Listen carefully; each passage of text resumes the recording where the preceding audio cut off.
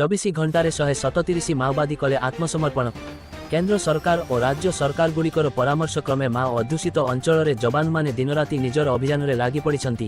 ଆତ୍ମସମର୍ପଣ କରୁଥିବା ମାଓବାଦୀମାନଙ୍କୁ ସରକାର ଭଲ ରାସ୍ତାରେ ବଢ଼ିବା ପାଇଁ ସାମାଜିକ ଓ ଆର୍ଥିକ ସହାୟତା ମଧ୍ୟ ପ୍ରଦାନ କରୁଛନ୍ତି। ଦେଶକୁ 2026 ମାର୍ଚ୍ଚ ସୁଦ୍ଧା ମାଓମୁକ୍ତ କରିବାକୁ କେନ୍ଦ୍ର ଗୃହମନ୍ତ୍ରୀ ଅମିତ ଶାହ ଆହ୍ୱାନ ଦେଇଥିବା ବେଳେ ବିଗତ 24 ଘଣ୍ଟା ମଧ୍ୟରେ ଶତାଧିକ ମାଓବାଦୀ ପୁଲିସ ନିକଟରେ ଆତ୍ମସମର୍ପଣ କରିଛନ୍ତି। ବିଗତ 24 ଘଣ୍ଟା ମଧ୍ୟରେ 137 ଜଣ ମାଓବାଦୀ ପୁଲିସ ନିକଟରେ ଆତ୍ମସମର୍ପଣ କରିଛନ୍ତି। ମାଓ ଦମନ ଅଭିଯାନରେ ମହାରାଷ୍ଟ୍ର ଓ ଛତିଶଗଡ଼ ପୁଲିସକୁ ବଡ଼ ଧରଣର ସଫଳତା ମିଳିଛି। ଛତିଶଗଡ଼ରେ ମାଓ ଦମନ ଅଭିଯାନ ଦାର ହେବା ପରେ ପୁଲିସ ମହାରାଷ୍ଟ୍ର, ତେଲେଙ୍ଗାନା, ଆନ୍ଧ୍ରପ୍ରଦେଶ ଓ ଓଡ଼ିଶା ସୀମାନ୍ତରେ କମ୍ବିଂ ଏବଂ ସର୍ଚ୍ଚକୁ ତ୍ୱରାନ୍ୱିତ କରିଛି।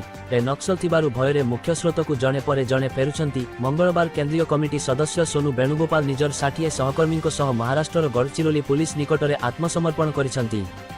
ମାଓବାଦୀ ଆତ୍ମସମର୍ପଣ କରିବା ପାଇଁ ବଡ଼ ସଫଳତା ହୋଇଥିବା ବେଳେ ମାଓ ସଂଗଠନକୁ ଲାଗିଛି ବଡ଼ ଝଟକା।